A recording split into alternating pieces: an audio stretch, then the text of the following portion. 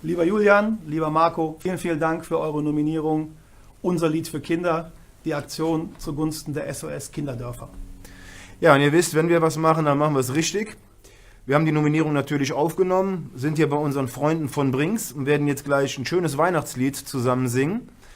Und nominieren natürlich auch jemanden, nämlich unseren Freund Rainer Kallmund mit seinen Freunden von Sky, Esther Sedlacek und Christoph Metzelder. Peter, ihr wollt auch jemanden nominieren? Wir nominieren die ganzen FC-Fans hier in der Region und wir würden uns freuen, wenn wir euch auch Weihnachtslieder singen hören.